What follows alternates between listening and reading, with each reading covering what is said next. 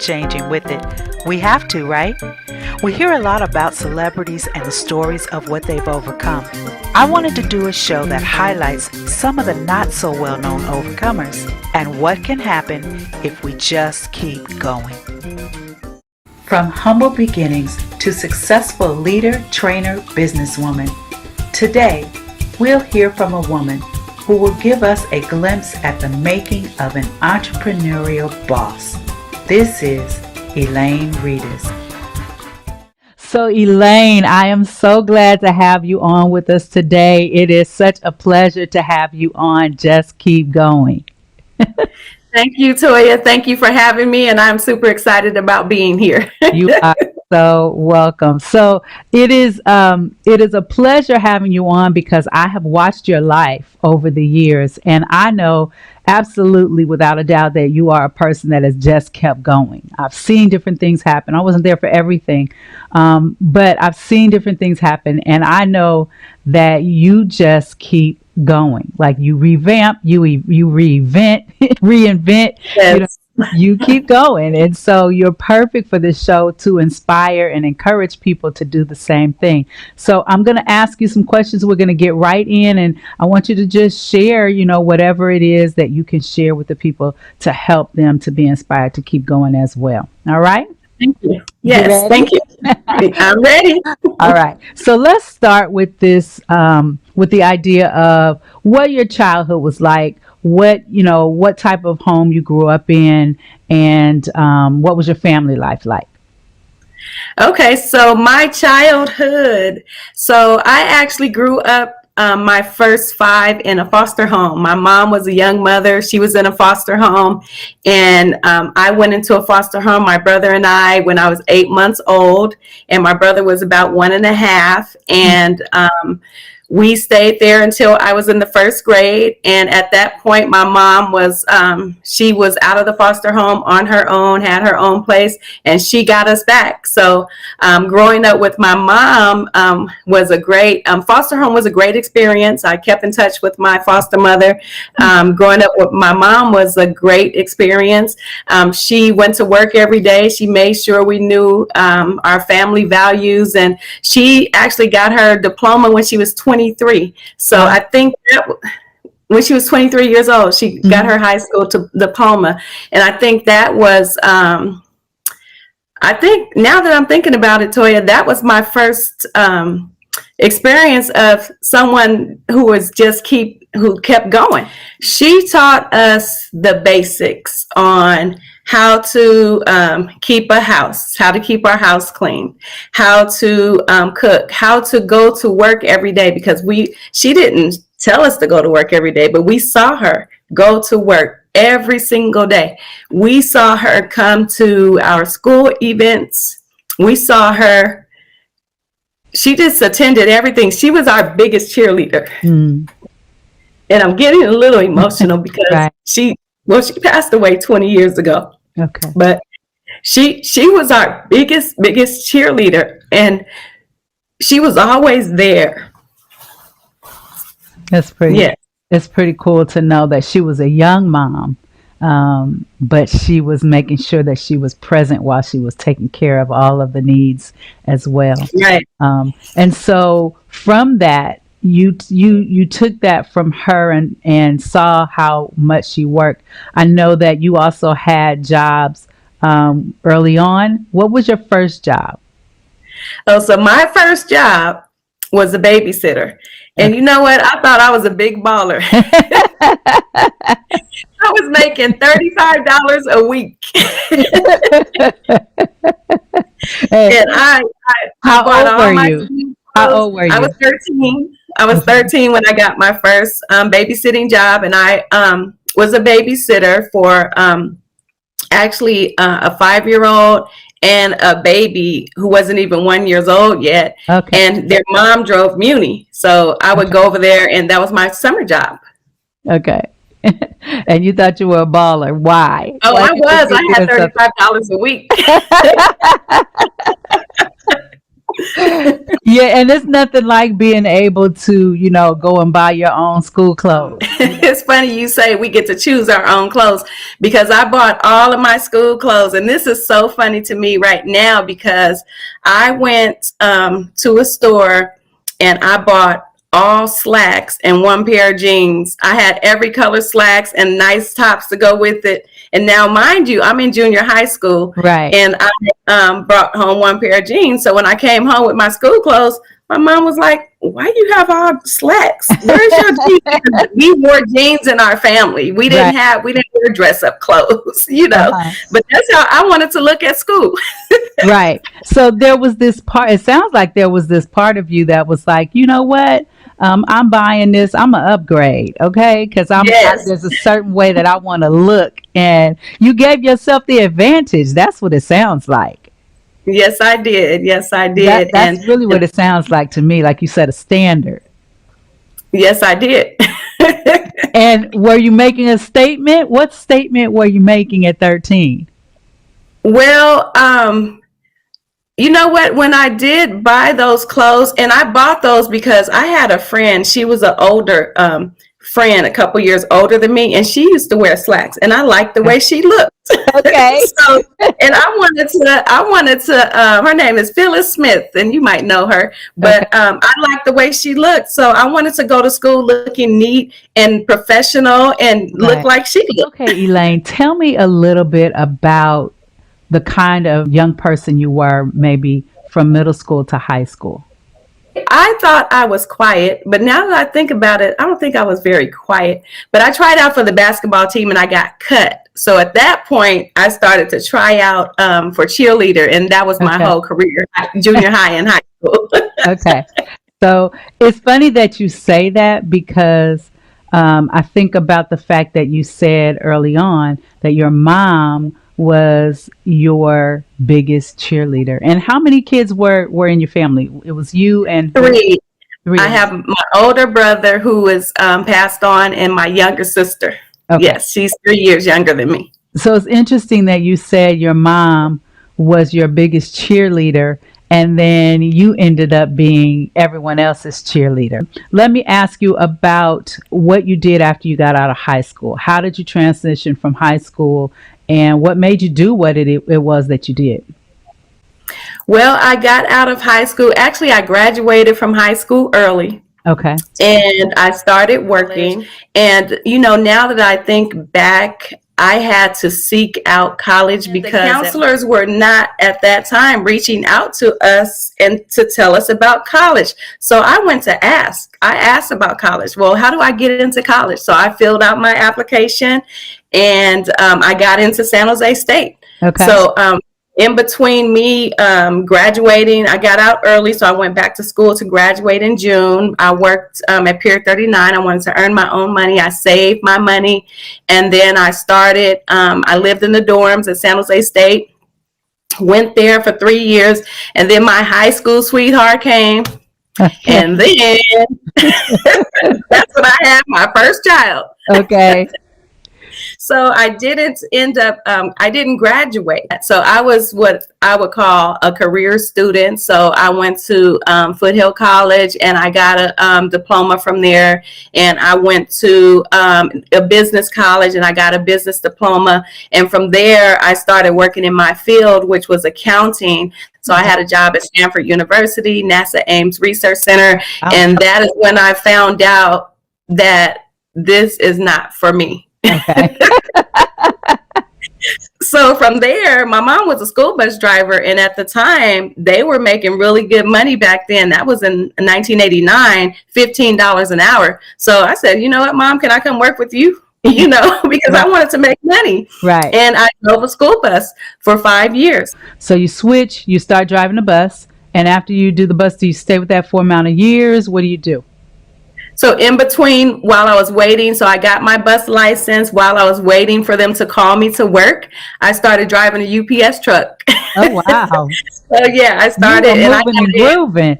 I was moving and grooving, and God has just sprinkled favor all over my whole entire life, because people that started at UPS, they started out as working in the warehouse or driver helpers. I started out as a driver. Wow. So, but that wasn't for me either, because I was a seasonal person making they were making $18. I was making $9, and they would pack my truck. They gave me the longest truck. They call them cars, and they gave me the longest one. And I do the best at everything I could do. So I used to make it out of an exercise. I would go deliver the package, run back to the truck, go to the next one, and I would see how fast I can get everything done, come back to the warehouse.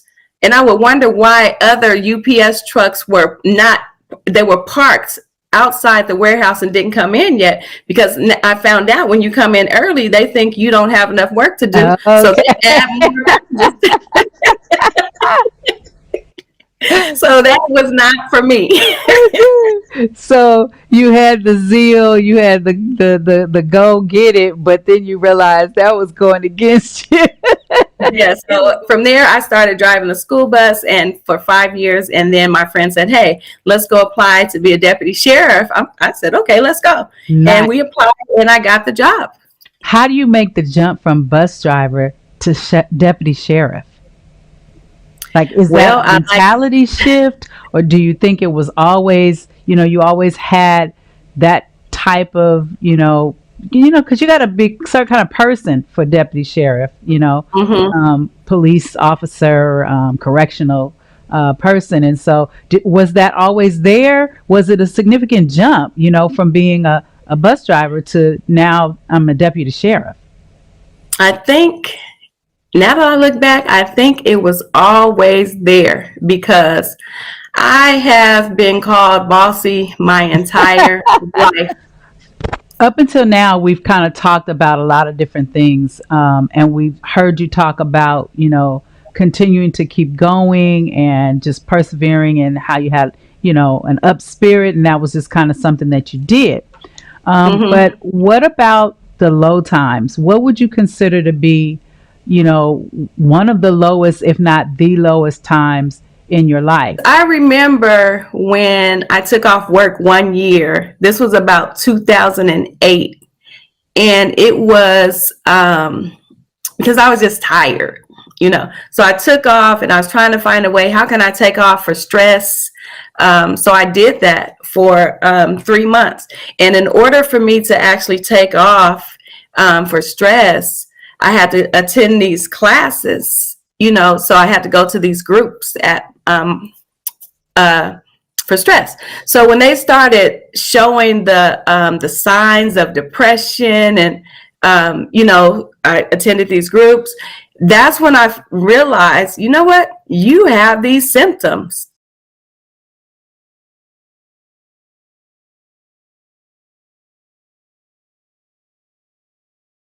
So even though I was super depressed, being a single parent, having to run a household, you just keep on going, So that was when I really realized. And when I met with a team of doctors, because they said, you are not following the program, because, the first thing they try to do is give you medication, right? Right. And I wouldn't take the medication. So, I had to meet with the panel. They said, okay, you are not following the program, so if you're not taking the medication, we're going to have to send you back to work. So when I met with the panel and told them everything I went through, my mom passing away, my dad is in the mental care system, and how my mom passed away, all three at the same time, they said together, you really are depressed, in sync. Wow. So, and they tried to get me to switch jobs. They actually gave me approval. They said, you can switch jobs, because maybe this job is not right for you. But I didn't switch jobs. I just, we just get over it. Right. And we just go about our life, and that's what I did. Hi, I'm Elaine Redus, a national wealth coach and wealth building mentor who paid off $37,000 of debt in 18 months.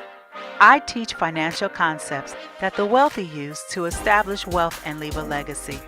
Contact me to create a financial plan to secure your prosperity and generational wealth, or to learn how I can help and mentor you to earn an additional income in the finance industry. How did you find the oomph to persevere? You know what? I think it was just always in me. And growing up, just seeing, I remember when my mom was in the hospital, and now I know that she wasn't getting paid at that time because she wasn't going to work. But we just, when we ran out of food, we actually just went to, we had a community garden. So we went to go pick greens, and we had cornmeal. So we had greens and hot water cornbread. And when we ran out of greens, we started to pick the Swiss chard. And that's when I started to like Swiss chard. I didn't know what Swiss chard was until we started to pick it from the garden. And just seeing that my mom, she never gave up. So I think that's what really caused me to just keep going, because I never saw my mom quit. So I just, subconsciously thought that was just the way. After you got the job at the deputy sheriff, did you have times where, and then you were deputy sheriff at the time in 2008? The pressure Yes. that you were experiencing, right? And the depression. How did you get through the depression?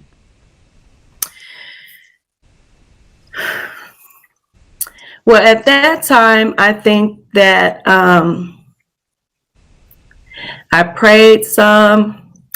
I just moved myself through, and nobody knew I was depressed. Because at that time, I was an entrepreneur. I had now been an entrepreneur. Well, I've been an entrepreneur all my life, but I was actually working another business. Okay. And even though I excelled, and oddly enough, that was the year that I was actually number one in the company. Okay. I listened to a lot of personal development. Okay. And so maybe I got the rest that I needed. Right. And then I was rejuvenated. Yeah. I think a lot of times people don't really understand or realize how much rest they need, because especially if you're a person that's a go-getter, if you're the kind of person that just keeps going and going and going, if you're the kind of person that, is always maintaining and taking care of things that need to be taken care of, you can find yourself being tired and not even knowing that you're tired, because you person that presses through the stress. So after that, how did you, what came into your life after that? Did you stay at the deputy sheriff's office? Were there other things you were trying to do? How long did you stay with the art business? With the art business, I stayed with the art business, I stayed with them until they were out of business, which was about 2011. Okay. And from there, I was looking for something, because I was with them for 10 years. Okay. And so I was looking for something. So I tried some other things. So at some point, actually in 2000, I was at 2011, I got connected with a financial organization where I was a client.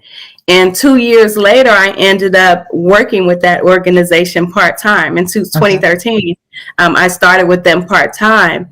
And it's educational. We educate people on their finances. Okay. And we help them. We connect them with some of the largest companies in America. And so I did that part-time. And at that time, I was in deep debt. Okay. So with that part-time, it helped me pay off over $38,000 in debt. Oh, wow. And changed my mindset about spending money. So I started saving money. And then when I saw, because in the beginning, when I started the sheriff's department, that was my first pension job. So I said, you know what, I'm going to work here 20 years. I'll be eligible for my pension, and then I'm going to retire. Well, when I sat down with that company, that's when I found out, when they had me like, well, how does your pension really work? Right. Okay. So I found out, okay, I can retire after 20 years, but I'm not, Elaine, you're not going to have enough money to pay your bills. Okay. If you do that. Okay. So I got connected with them, paid off the debt. And when I saw the potential of what the finance industry offered me as far as financially, I ended up making a career change. Interesting. Yes. How long were you in that business before you made the career change? Before you Three and a switched? half years I was there. Wow. And when I started, I just started because I've always had a non-traditional second income. Right. So when I started, all I saw is, oh, I can pay off my debt with this money and I can save money and still live my same lifestyle, because I still hadn't changed my mindset yet. Okay. So yes, I was 3.5 years in, and I've been with the company now for 8 years. Wow. In April, 8 years. Wow. And so did you have some people that were strategic in helping you to make that change, and to have success in what you were doing? And what did they see in you? How did you become successful? Because I know that you're successful in what you're doing right now. How did you make that happen? And who helped you to do that? Well, of course, anything that we do, there's always, most likely, is always someone behind the scenes who's helping, who's mentoring, who's showing you the ropes, because no way I could have replaced. And at the sheriff's department, we make 6 figures there. Mm-hmm. Easy. Right.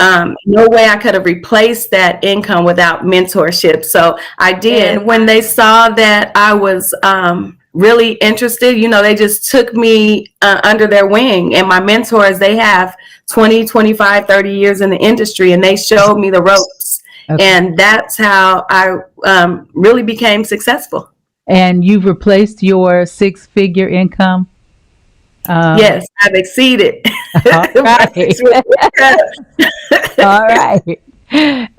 It's good to hear these things, because people sometimes, looking at our lives, we look at people who are like celebrities and people who are billionaires, but sometimes we don't look at people that are next door to us, or the people who we can touch, to know how they actually moved through life. It's inspiring to see a celebrity, but you're never going to touch them. You're never going to be around them. It's inspiring to look at billionaires and to hear them, say, oh, you can do it too. But to see somebody that, you really can be 2 steps from, who has, gone through some of the same things that you've gone through, to see that can really be inspiring and help you, to keep going. So your life is really inspiring to me. Thank you. Yeah, it really is, because I can see you go step by step by step, and it really is a journey of just moving forward. All right, Elaine, so tell me this. How do you want to leave the world? Like, what kind of legacy are you trying to leave? What is it that you want to be deposited in the earth? When you pass away, what is it that you want people to see or say or have experienced? Well, I definitely want people to know that I made a difference in their life. Even if I could inspire one person, I help people a lot. So I would love to be known as that person who helped someone when they were in need.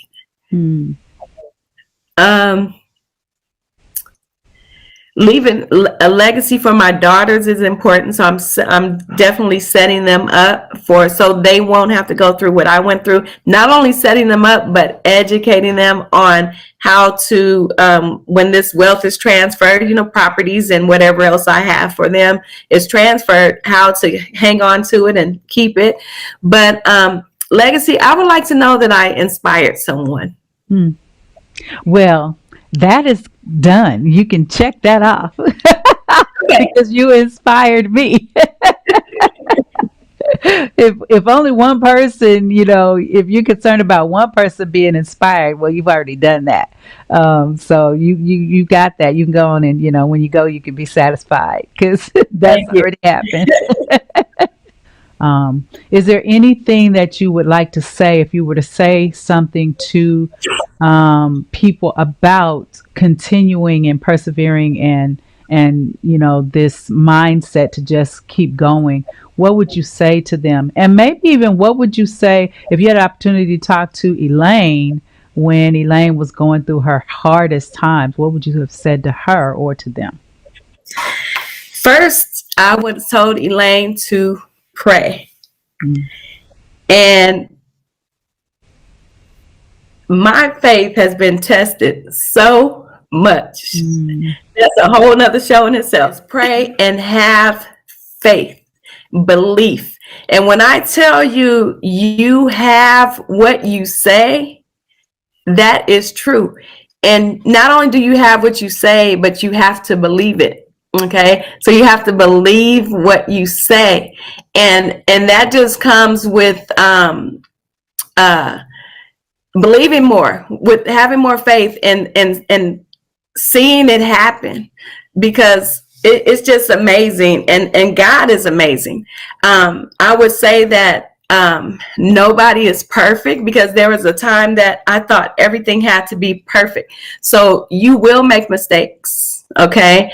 And it's okay to make mistakes. Sometimes you make the same mistake twice, but you have to learn from your mistakes, okay? And hopefully you can learn, and I call it failing forward. It's okay, because so many people think that life is just straight up and down, but if you think about it, it's like the stock market. It's up and down, and it's not, it's when you can get back up and keep going and focus on whatever your goals are, no matter how big or how small they are. You just remember why you're doing what you're doing, and then you just go forward. Also, I would say anything that you want to do in life, because I didn't always believe that I could. I didn't believe that I can purchase a house until my hairstylist told me. She was like, well, they're having there's a first time buyer program. So I went, and I actually qualified. And so you have to believe that you can, because I dreamt so much. I dreamt about so many things as a young person and never acted on my dreams. So I would say act on your dreams, because if I would have acted on my dreams, I would have been a millionaire sooner than later. Okay, I'm working on it right now. That's powerful. That comment right there. Act on your dreams. Those 4 words. Yes. Are powerful, because you and I both know that one of the sayings is that one of the richest places on earth is the cemetery, is the graveyard, because so many people take the gifts that they have, the talents that they have, the ideas that they have. It sounds morbid, but it's the reality that they take those things to the grave because they don't act on their belief. They don't act on They don't act on the things that they see or know. And so that is powerfully rich for you to say that to people, because that's how we see what it is that we want in our lives. Mm-hmm. Yeah, it's really powerful. Act. Now, how did you say it again? Act on your belief. Is that what you said? You have to believe and then act on your dreams. Act on your dreams. That's what it was. Because we think about so much. When I was young, I was looking at opportunities that generated money, where as a child I saw money being exchanged, and that was at the laundromat. I saw people putting money in these machines, and that was at the parking lot. I saw people going in and out passing money. So I told my brother and sister, we need to open one of those. But I always just had the dream but never acted on it. Right. It's pretty interesting. How old were you about that time? I might have been in junior high school when I was wearing those slacks to school. Yes, this was the 13-year-old slacks wearing entrepreneur. Yes, this was the 13-year-old slacks wearing entrepreneur who already had a mindset to be looking at this money and change going into the laundromat. Right. Thinking, I need to get some of them coins. Right. But that's really cool and interesting to me, because what it shows me is that what a lot of people don't recognize in terms of moving forward is that a lot of who they are going to be when they are older it's in you. It's in you when you're younger. Yes. Those same things are there. Like the Yes. entrepreneur, the bossy, the mindset, the wanting to look a certain way, the go get it drive. All of that was in you in the very beginning. All right. Well, let me say thank you for being on with me today. I really appreciate it. And I'm just happy that you have shared what you have. And I know that there will be many things from this that people will be inspired. So just as you have inspired me, I know that you will inspire others. And you can again check off the fact that you Thank have you. inspired someone. So thank you, thank you, thank you. Thank you, Toya. Thank you for having me. You're very welcome. Thank you for watching this episode of Just Keep Going. If you'd like, you can find more of this interview at toyahawkins.com.